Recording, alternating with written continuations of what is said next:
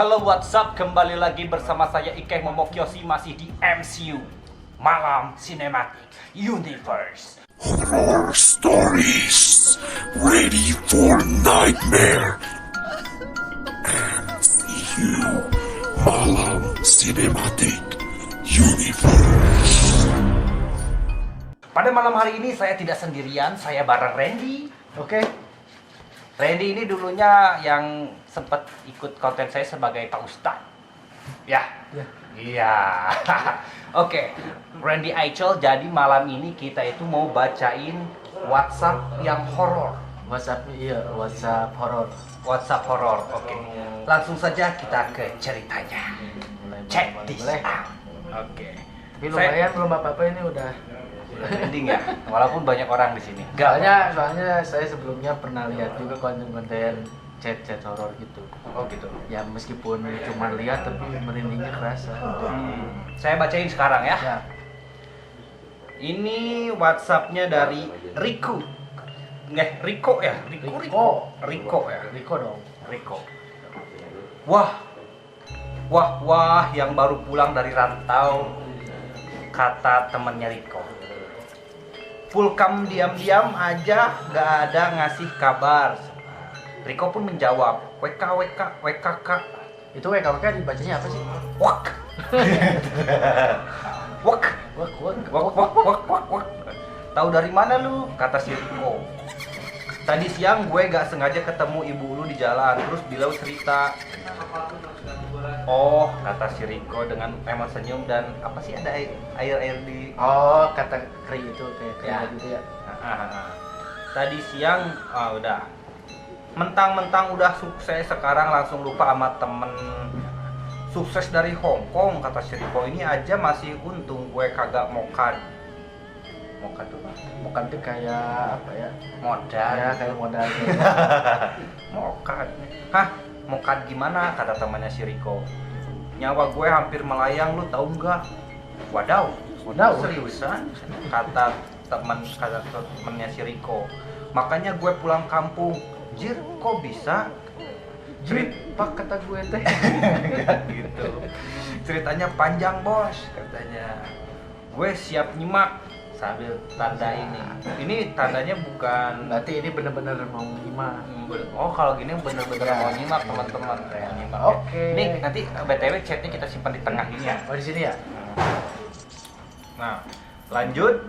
Jadi kira-kira sebulan yang lalu itu gue baru aja habis kontrak di tempat kerja yang lama. Gue pun otomatis nganggur dan terpaksa harus nyari kerjaan baru. Tapi sudah berhari-hari nyari lowongan, namun hasilnya masih zong. Waduh. Sementara uang sisa gaji kemarin tersisa nggak seberapa. Sedangkan minggu depan gue mesti bayar uang kos. Mau ngadu sama ortu di kampung gue nggak berani, malu katanya. Iya ya. Jadi gimana pun caranya gue secepatnya harus dapat pekerjaan, kata si Riko ini. Nah, suatu hari setelah seharian muter-muter, gue mampirlah di sebuah warung buat beli air mineral sambil melepas penat. Gak lama nongkrong di situ, bapak pemilik warung keluar dan mulai mengajak gue ngobrol, kata si Riko itu. Nah, dia nanya, gue dari mana dan mau kemana, katanya. Kata si penjaga warung. Si Riko. Si Riko. Orangnya ramah banget. Lalu gue ceritalah kalau gue di sini merantau dan sekarang lagi nyari kerja, katanya. Kata si Riko. Mendengar cerita gue, tiba-tiba bapak itu bilang, wah, kebetulan bapak juga lagi nyari anggota. Gimana kalau kamu kerja sama bapak aja? Nyari anggota si bapak itu. Anggota? Ya nggak tahu, kita simak. Wah, anggota kan penjaga warung. Iya nggak tahu, kan aja cari anggota. Tenang, nggak ting cerita-cerita batur namanya protes. Oke. Protes yuk. Si bapak nawarin gue untuk kerja jagain kiosnya. Ya jagain kios berarti kan. Gue kaget dong. Masa iya dengan kondisi lapaknya yang sangat sederhana bahkan bisa dibilang kecil ini beliau mampu untuk mempekerjakan orang. Bener ya, warung bisa mempekerjakan. Apa Joni sih? Nah, apalagi gue perhatiin yang beli di sini tuh nggak rame-rame amat. Kebayang omsetnya nggak seberapa, namun seolah bisa membaca pikiran gue. Bapak itu pun berkata, soal gaji kamu nggak perlu khawatir, bapak sanggup bayar kamu UMR. Edan dari jaga kios gaji UMR. Mantep loh. Wow, lumayan dong, kata si Riko. Kata temennya si Riko. Ya. Ngebalas chatnya. Nah iya, terus si bapak bilang juga, kalau iya besok kamu bisa langsung kerja di sini. Soalnya tempat tinggal kamu nggak perlu repot-repot nyari kos, kamu bisa tinggal di rumah saya dan begitupun soal makan, kamu nggak perlu beli di luar, bapak yang nanggung. Wih, Waduh. gaji UMR makan ditanggung. Penghasilan kios kecil. Nah ini kan masih jadi tanda tanya ya. Buset, royal banget kata teman si Riko. Gue pun kaget untuk yang kedua kalinya. Apa gue nggak salah denger nih? Ini artinya gue nggak perlu keluar duit lagi buat makan dan kosan, dan itu hematnya lumayan banget. Ya. Pasti kan? Akhirnya, tanpa mikir panjang, gue pun merasa tawaran si bapak dan langsung ngajak beliau bersalaman sambil mengucapkan terima kasih. Terima kasih. Ya makasih. Ini. Lalu gue pun diantar ke rumahnya sama si bapak itu. Setibanya di sana, gue pun kembali dibuat kaget. Si bapak ini ternyata punya rumah yang sangat besar dan megah. Padahal kerjanya cuma buka kios. Gimana caranya? Nah, kita simak. Di halamannya juga terparkir mobil mahal dan beberapa buah sepeda motor. Gue mikir-mikir dong, ini si bapak punya bisnis lain. Kalau nggak mustahil dia bisa sekaya ini. Ya dong. Nah, jawab temennya si Riko, tapi kalau emang benar terus kenapa beliau masih bela-belain jualan di pinggir jalan? Bener dong, logis ya. Iyalah. Nah itu dia kata si Riko. Lanjut katanya. Begitu sampai di depan pintu, kami disambut oleh seorang wanita yang tak lain adalah istri si bapak. Oke, dia pun langsung nyuruh gue masuk. Namun, yang gue heran di rumah segede itu, mereka cuma tinggal berdua tanpa pembantu dan mereka pun diketahui tidak memiliki anak. Waduh. Belum punya anak, rumah gede, belum punya anak, gimana guys? Singkat cerita, besoknya gue mulai bekerja menjadi penjaga kios Pak Adi. Ya, namanya Pak Adi. Pak Adi. Kita panggil saja beliau dengan nama itu. Pak Adi. Hari pertama gue kerja langsung merasa betah karena kerjanya yang begitu santai, hanya duduk-duduk sambil menunggu pembeli datang. Bener dong, jaga kios begitu doang. Juga jaga kios. Nah, kalau dipikir-pikir ini adalah kerjaan yang paling enak selama gue di rantau ini. WKWK. Terus temennya si Riko cuma balas emot doang, senyum. Tak terasa sudah sebulan gue kerja ikut Pak Adi, katanya. Di suatu pagi selesai sarapan dan pas mau berangkat buka kios, gue dipanggil sama Bu Adi. Ini gajimu bulan ini, silahkan dihitung dulu. Gajinya? Oh, lu udah gajian, kata temen si Riko. Pas gue hitung-hitung, uangnya ternyata kelebihan. Uangnya kebanyakan bu, ini sisanya saya kembalikan. Si ibu lalu menjawab, itu bonus buat kamu karena kerja kamu bagus, terimalah. Gayanya santai, kerjanya santai, gaya kios kasih bonus. Wow, kata jawab teman si Riko. Nah, gue dalam hati langsung ngomong, kerja bagus gimana, uang sehari-hari cuma duduk-duduk doang kok. Teman si Riko jawab, WK, gitu biasa. Bener-bener dermawan banget itu keluarga ini. Pantas mereka bisa kaya raya, pikir gue. Haha, bisa jadi. Terus gue lalu pergi ke kios kerja seperti biasa. Nah, malamnya usai sholat isya, gue nelpon ibu di kampung, bilang kalau gue udah dapat kerjaan baru yang gajinya lebih gede, katanya. Mendengar itu, ibu gue pun langsung ucap syukur sambil pesan jangan lupa menjalankan sholat 5 waktu. Setelah telepon, gue pun langsung tidur. Nah, disinilah awal dari inti ceritanya. Berarti tadi baru cerita pengantar tadi ya. Oke, lanjut, kata temannya si Riko. Gak lama gue rebahan antara sadar dan tidak. Gue seperti didatangi sama sosok makhluk tinggi besar dengan wujud menakutkan yang kemudian langsung mencekik gue. Wow. Gue berteriak-teriak sambil mencoba melepaskan diri. Tapi cengkraman makhluk itu begitu kuat. Di tengah situasi yang genting, itu tiba-tiba gue refleks mengucap takbir. Oke. Kumaha takbir? Takbir takut. Siapa nih? Ya takbir takut bukan takbir karena itu. Takbir luas. Takbir luas. Dan ajaib seketika makhluk itu pun menghilang. Jir, kata temennya si Riko. Gue pun kebangun dengan nafas ngos-ngosan. Mimpi ini terasa begitu nyata. Besok paginya ketika gue mau sarapan sebelum berangkat ke kios, gue ngerasa suasana rumah seperti ada yang beda katanya. Entah kenapa Pak Adi dan Bu Adi bersikap dingin tak seperti biasanya. Kamu nanti sarapan dan makan di luar aja ya. Ibu hari ini nggak masak, kata Ibu Adi dengan nada sedikit ketus. Gue pun mengangguk. Iyalah sama bos ya. Sambil jalan menuju kios, gue sempat mikir apakah gue telah melakukan kesalahan ataukah memang mereka berdua sedang punya masalah pribadi yang membuat sikap mereka tiba-tiba berubah. Entahlah katanya. Malamnya, ketika hendak mengambil wudhu, pas lewat di depan kamar Bapak dan Ibu Adi, gue nggak sengaja mendengar mereka di dalam sedang ngobrol katanya. Gue inget percis Pak Adi berkata ke istrinya, kali ini nggak boleh gagal lagi Bu, kalau nggak nyawa kita yang jadi taruhannya. Pak Adi sama Bu Adi lagi ngobrol. Teman si Riko cuma bisa masih emot terus dari tadi ya. Gue nggak ngerti maksud omongan mereka dan gue pun lanjut jalan ke kamar.